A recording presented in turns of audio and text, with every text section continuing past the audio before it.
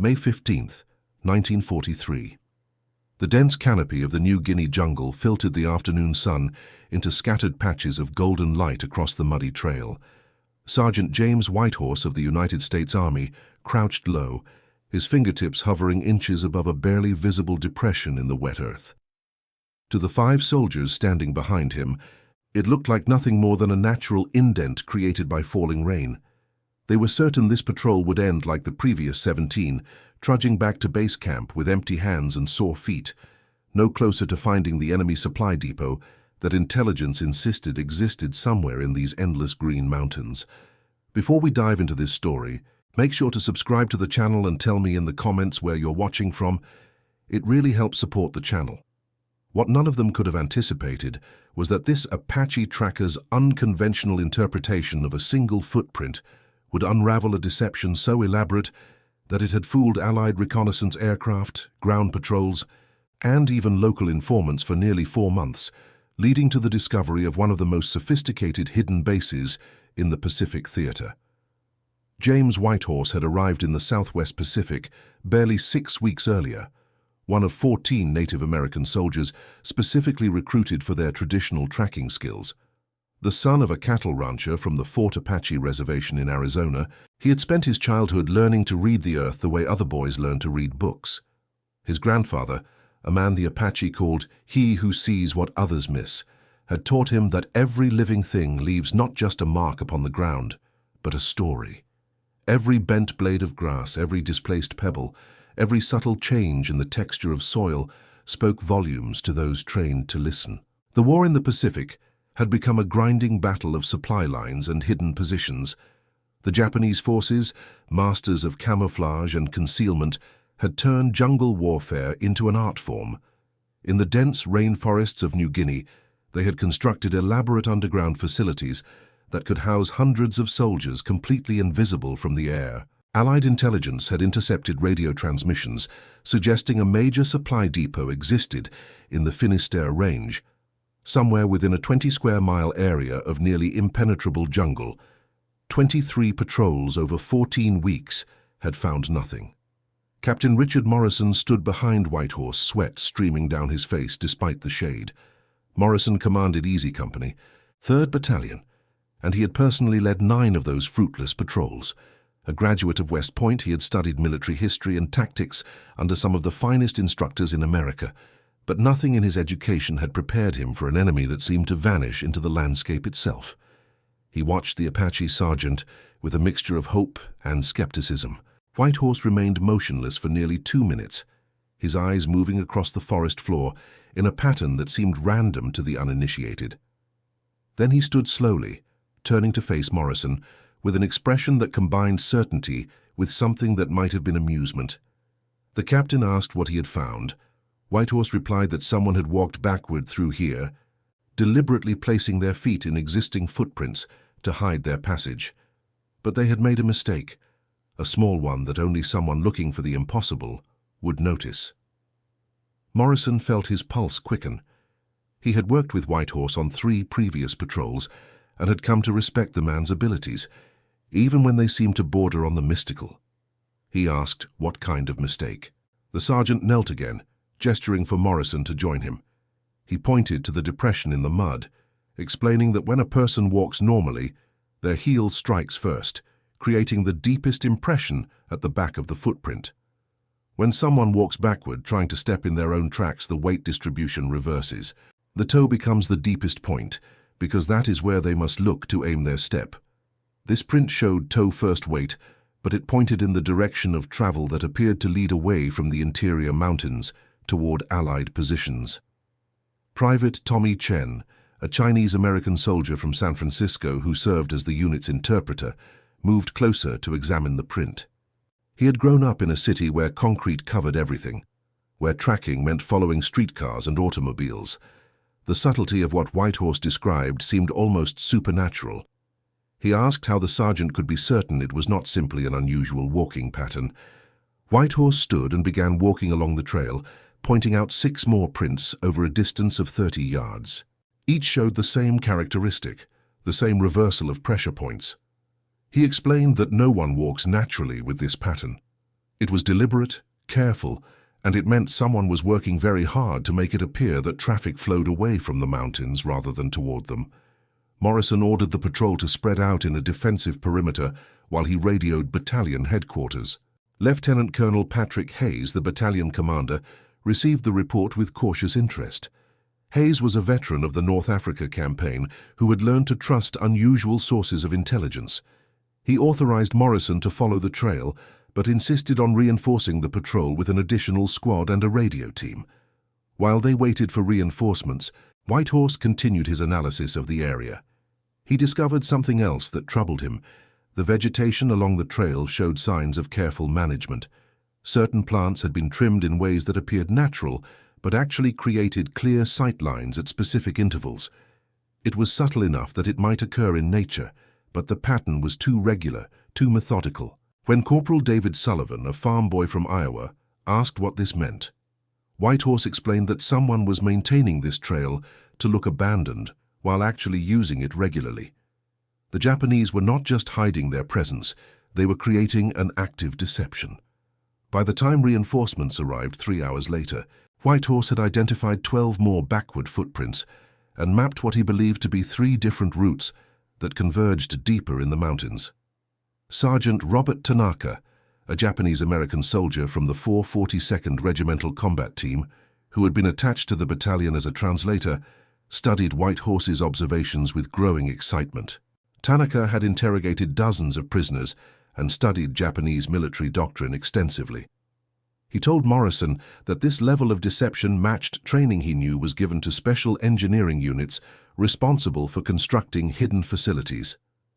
The expanded patrol moved inland as afternoon faded toward evening. Whitehorse led them along a route that seemed to contradict common sense, following the backward tracks deeper into terrain that became increasingly difficult. The jungle grew thicker, the ground more treacherous. Several times, Morrison questioned whether they were being led into a trap, but each time Whitehorse discovered new evidence that someone had worked to make this path seem impassable while actually maintaining it. As darkness approached, they made camp in a small clearing that Whitehorse declared safe because it showed no signs of the careful management he had observed elsewhere. The night passed slowly, filled with the sounds of the jungle and the quiet tension of men who knew they were close to something significant. Dawn brought rain, a heavy tropical downpour that turned the forest floor into a maze of streams and mud. Morrison worried that the tracks would be washed away, but Whitehorse seemed unconcerned. He explained that he was no longer following footprints, but rather the pattern of deception itself. Once you understood what to look for, the signs were everywhere. They discovered the first concrete evidence shortly after noon on the second day.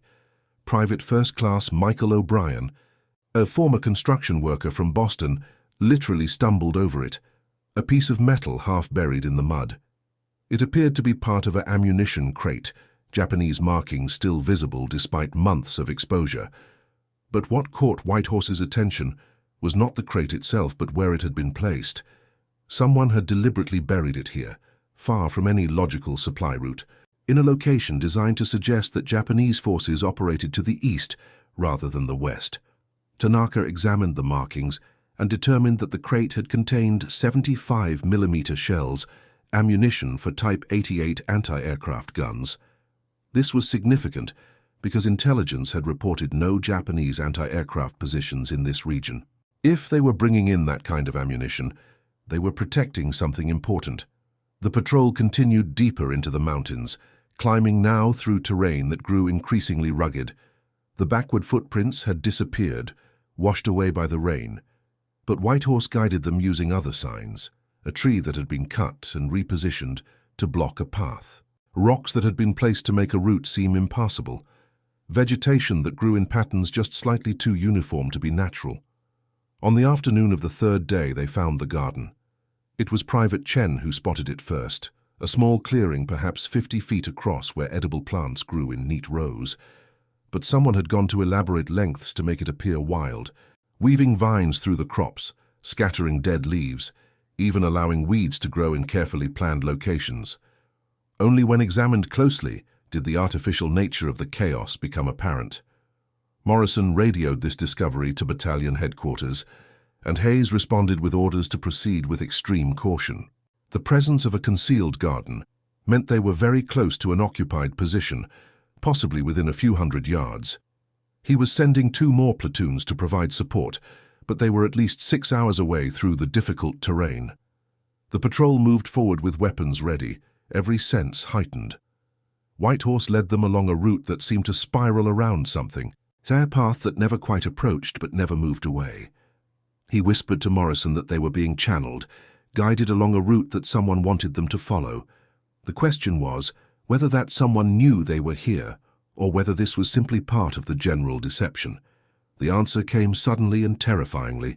Sergeant First Class William Drake, the assistant patrol leader, stepped on what appeared to be solid ground and plunged downward into a concealed pit. His scream was cut short as he landed 8 feet below on a bed of sharpened bamboo stakes.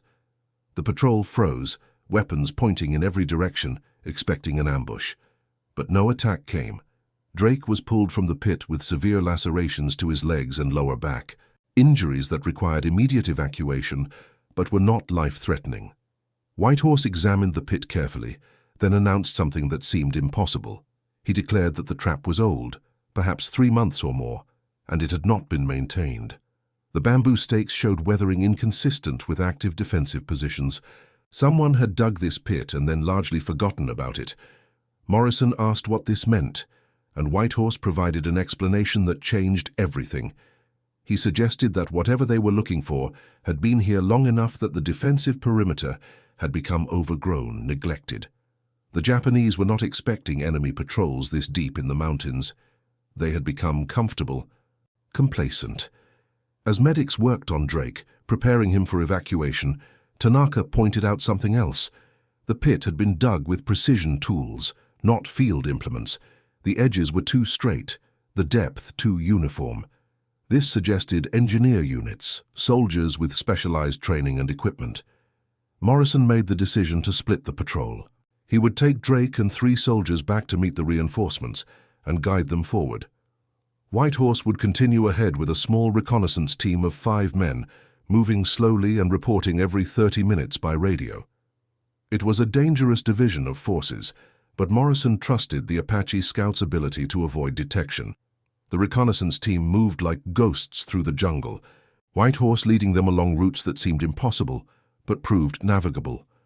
They discovered 2 more concealed gardens, both showing the same pattern of artificial wildness. They found a stream that had been subtly diverted, its course changed to flow away from rather than toward something deeper in the mountains. And then, just as the sun began its descent toward evening, they found the ventilation shaft. It was Private O'Brien who spotted it, a slight shimmer in the air above a cluster of rocks. At first it appeared to be heat rising from sun-warmed stone, but O'Brien had worked in construction long enough to recognize the distinctive pattern of air moving through a confined space. Whitehorse approached carefully, examining the rocks with his fingertips. They were real stone, not camouflage, but they had been arranged around a metal pipe that extended perhaps 6 inches above ground level before being covered with a cap that resembled natural rock. The team spread out, searching the surrounding area with new understanding. Within 20 minutes, they had located 4 more ventilation shafts, all expertly concealed, all positioned to disperse airflow across a wide area to avoid detection. The implications were staggering. Whatever lay beneath their feet was large enough to require substantial ventilation, sophisticated enough to hide it from aerial observation, and important enough to justify the enormous effort of construction. Whitehorse radioed Morrison with the discovery, and the captain responded with barely contained excitement. The reinforcements had arrived and were moving forward. Hayes had authorized a full company-strength probe of the area with artillery support on standby. They were to locate the entrance to whatever this facility was, but not attempt entry, until overwhelming force was available. The search for the entrance consumed the remaining daylight hours. The reconnaissance team worked outward from the ventilation shafts in a careful spiral, looking for any indication of how the Japanese accessed their underground base. They found nothing. As darkness fell, they established a concealed observation post on high ground overlooking the area where the ventilation shafts were concentrated. The night brought revelation. As the last light faded from the sky, Corporal Sullivan noticed something strange about a particular hillside, about 200 yards from their position.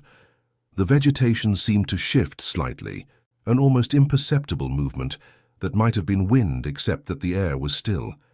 He pointed this out to Whitehorse, who studied the hillside through binoculars for nearly 10 minutes before announcing his conclusion. The entire hillside was artificial, a massive camouflage net or structure built to conceal the entrance to the underground facility. But it was not just covering the entrance, it was the entrance itself. The Japanese had constructed something that functioned as both door and disguise, an engineering achievement that bordered on the incredible. Morrison and the main force arrived shortly after midnight, moving into positions surrounding the hillside. Hayes accompanied them, along with a combat engineer team and 2 intelligence officers who had flown in from Port Moresby specifically for this operation. Everyone maintained strict radio silence and light discipline, watching the hillside for any sign of activity. Dawn came slowly, the jungle gradually emerging from darkness into grey morning light, and with dawn came movement. The hillside opened. It happened so smoothly, so naturally, that it took several seconds for the observers to fully process what they were seeing. A section of the slope that appeared to be solid earth, covered in vegetation, simply swung outward on concealed hinges, revealing a tunnel entrance large enough to drive a truck through. 2 soldiers emerged, stretched in the morning air, and began what appeared to be a routine perimeter check. Hayes made the decision to wait. He wanted to see how many personnel occupied the facility and what kind of supplies they possessed before launching an assault. Throughout the morning, they observed 17 different soldiers entering or leaving the tunnel. All appeared relaxed. None showed any indication they suspected enemy presence nearby. At 1000 hours, something extraordinary happened. A column of civilians emerged from the tunnel, 14 men and women of various ages, all appearing thin and exhausted. They were not prisoners in the traditional sense. There were no visible restraints, no guards immediately supervising them. But their body language spoke of captivity and fear. They carried bundles of what appeared to be vegetation and roots, heading into the jungle under the loose supervision of 3 soldiers.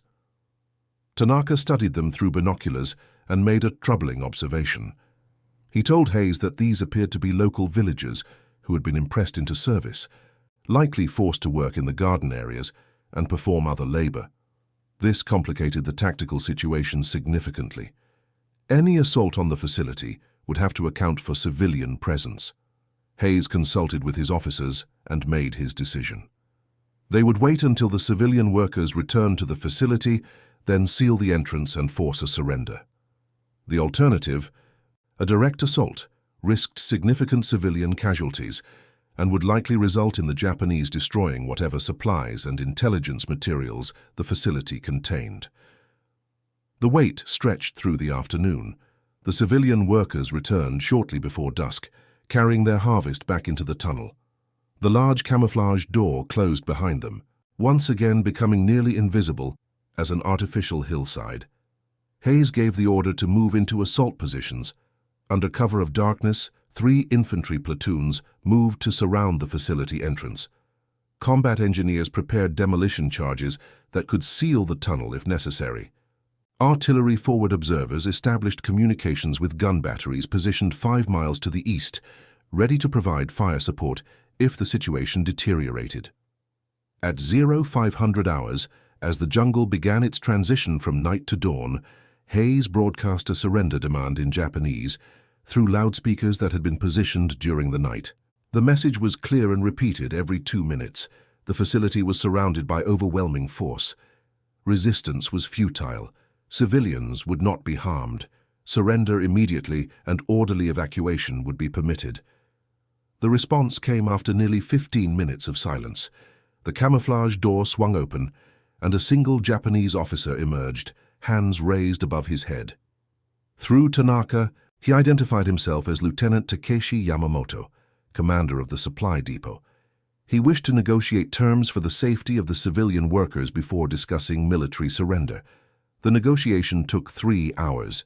Yamamoto was adamant that the 14 civilians be released immediately and provided with safe passage to their village. Hayes agreed. provided that Yamamoto ordered his soldiers to disarm and exit the facility in an orderly manner. The Japanese lieutenant accepted these terms. What emerged from that tunnel over the next 2 hours astonished everyone present. The facility contained not the expected 30 or 40 soldiers, but rather 97 military personnel, including engineers, supply clerks, communications specialists, and a small security detachment. They had been operating underground for nearly 7 months, constructing and maintaining what intelligence officers would later describe as one of the most sophisticated supply depots in the Pacific Theater. But the true revelation came when Allied soldiers entered the facility itself. The underground complex extended more than 400 feet into the mountain, with multiple chambers and storage areas carved from living rock. They found stockpiles of ammunition, medical supplies, and food sufficient to support a full regiment for 6 months. They discovered a complete radio communications center, with equipment capable of reaching as far as the Philippines. They found detailed maps showing other hidden facilities throughout New Guinea, intelligence that would prove invaluable in subsequent operations. In a small office deep within the complex, intelligence officers discovered Yamamoto's personal journal. The lieutenant had meticulously documented the construction of the facility, including the specific deception measures implemented to avoid detection. One entry, dated February 9th, described the decision to create backward footprint trails leading away from the mountains. Yamamoto had written that this technique, taught to him by a sergeant who had served in China, had proven effective at misdirecting local informants and Allied patrols. He had not anticipated encountering someone trained to read such deception. The journal also revealed something that troubled the intelligence officers deeply. Yamamoto had maintained detailed records of Allied patrol activity, noting 17 different incursions into the area over the previous 4 months. He had observed Morrison's patrols specifically, commenting on their predictable search patterns and lack of tracking expertise. The Japanese had watched Allied soldiers walk within a quarter-mile of the facility entrance multiple times, confident in their concealment. What changed everything was that single patrol led by an Apache scout who understood that even deception leaves traces for those trained to see them. The 14 civilian workers were indeed released and provided with medical care, food, and safe transport back to their coastal village. Through interpreters, they described months of forced labor, but also noted that Yamamoto had ensured they were adequately fed and had prohibited his soldiers from mistreating them. It was a small mercy in the context of war, but it spoke to complications that simple narratives of good and evil could not fully capture. The 97 Japanese prisoners were processed and transferred to a POW camp in Australia. Yamamoto himself was extensively debriefed by intelligence officers who were fascinated by the engineering and deception techniques his unit had employed. He spoke freely, with the resigned professionalism of a soldier who had been defeated but had done his duty well. When asked about his reaction to being discovered by tracking techniques, he responded that he had greatly underestimated the diversity of skills Allied forces could deploy. For James Whitehorse, the discovery brought recognition that he found somewhat uncomfortable. He was awarded the Silver Star for his role in locating the facility, a ceremony that he attended with quiet dignity but obvious discomfort.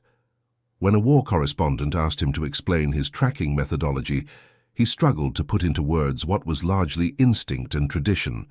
He finally said that his grandfather had taught him that deception is itself a form of truth, revealing what someone wishes to hide through the very effort of hiding it. Morrison wrote a detailed after-action report that praised Whitehorse's abilities, but also acknowledged his own failures during previous patrols. He recommended that tracking specialists from various indigenous backgrounds be more widely utilized in Pacific operations, a suggestion that military intelligence took seriously.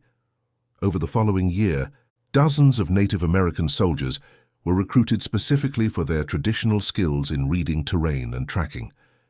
The intelligence gathered from Yamamoto's facility proved instrumental in locating 6 other hidden supply depots throughout the New Guinea highlands. The maps and documents discovered there contributed to Allied understanding of Japanese defensive strategies and supply networks throughout the Southwest Pacific. Military historians would later estimate that the single discovery shortened operations in New Guinea by several weeks, potentially saving hundreds of Allied lives. But perhaps the most significant impact was how the incident changed tactical thinking about jungle warfare.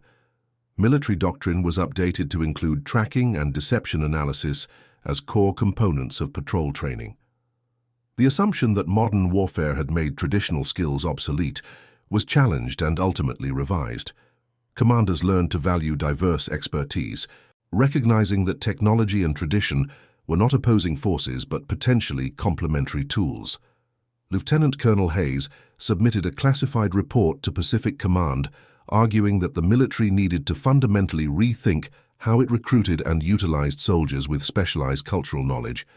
He wrote that the Apache sergeant had accomplished through careful observation and traditional wisdom what aerial reconnaissance, signals intelligence, and conventional patrols had failed to achieve over 4 months. The report sparked debates that extended far beyond the immediate tactical situation, raising questions about cultural diversity in military service and the value of non-traditional expertise. For the soldiers who had participated in the patrol, the experience remained a defining memory of their service. Private Chen, who had watched Whitehorse read meaning in marks on the ground that appeared meaningless to him, returned to San Francisco after the war and became a teacher. He often told his students that education came in many forms, that wisdom existed in traditions as well as textbooks, and that the most important skill was recognizing what you did not know. Corporal Sullivan went home to his Iowa farm and found himself looking at the land differently, seeing patterns and signs he had walked past his entire life without noticing. He wrote a letter to Whitehorse years after the war, thanking him for teaching him to see rather than merely look. Sergeant Tanaka, who had translated during the negotiations with Yamamoto, carried with him the complexity of fighting soldiers who shared his ethnic heritage, while defending a country that had imprisoned his parents in an internment camp. The discovery of the facility and the humane treatment of civilian workers by Yamamoto complicated his understanding of the conflict in ways that never fully resolved. He spent his post-war years working for reconciliation and understanding between former enemies. James Whitehorse returned to the Fort Apache Reservation in 1946, declining offers to remain in military service or pursue opportunities in law enforcement where his tracking skills would have been valued. He resumed working on his father's ranch, living a quiet life that few outside his community knew had included such remarkable achievements. When asked about the war, he spoke little of his own role, but often emphasized the importance of remembering that wisdom comes in many forms and from many traditions. In 1968, a military historian researching Pacific Theater operations tracked Whitehorse down and requested an interview. The former sergeant, now in his late 40s, agreed reluctantly. During that conversation, he reflected on what the discovery of the Japanese facility had meant to him personally. He explained that his grandfather had taught him to track not to find enemies, but to understand the land and the creatures that moved across it. The war had forced him to use those skills in ways his grandfather had never intended, and he carried some sadness about that transformation. But he also expressed pride that traditional Apache knowledge had proven valuable in a modern conflict, demonstrating to those who might doubt it that the old ways held wisdom worth preserving. He hoped that the story might encourage younger generations to learn from their elders, to value cultural traditions not as quaint relics, but as living bodies of knowledge with practical application. The historian asked Whitehorse if he had ever felt that the single footprint, the tiny reversal of pressure that had started everything, might have been chance rather than deliberate deception. The former sergeant smiled slightly and replied that in tracking there is no such thing as chance. Every mark on the earth is created by cause and effect, by choice and consequence. Whether Yamamoto's soldier had consciously reversed his steps or had simply made a natural error while walking backward, the mark remained and told its story to anyone trained to read it. That story had exposed not just a hidden base, but a fundamental truth about warfare and human endeavor. No deception is perfect, no concealment is absolute. Somewhere, somehow, evidence remains for those with the knowledge and patience to find it. The Japanese had constructed an engineering marvel, had fooled technology and conventional tactics for months, but they could not fool the earth itself or someone trained from childhood to listen to what it whispered. The facility itself was destroyed by Allied engineers shortly after its capture. The tunnels collapsed to prevent reuse. Today, the site is covered again by jungle, nature reclaiming what had been taken from it. Local villagers sometimes find fragments of metal or concrete when clearing land, remnants of that hidden war machine buried beneath layers of soil and vegetation and time. But the lessons learned there about the value of diverse expertise, about the limitations of technology, about the importance of cultural knowledge, those lessons were preserved in military doctrine and historical records. They influenced how Allied forces conducted operations throughout the remainder of the Pacific Campaign, and contributed to evolving understanding of how modern military organizations could benefit from incorporating traditional skills and knowledge. And that concludes our story. If you made it this far, please share your thoughts in the comments. What part of this historical account surprised you most? Don't forget to subscribe for more untold stories from World War II and check out the video on screen for another incredible tale from history. Until next time.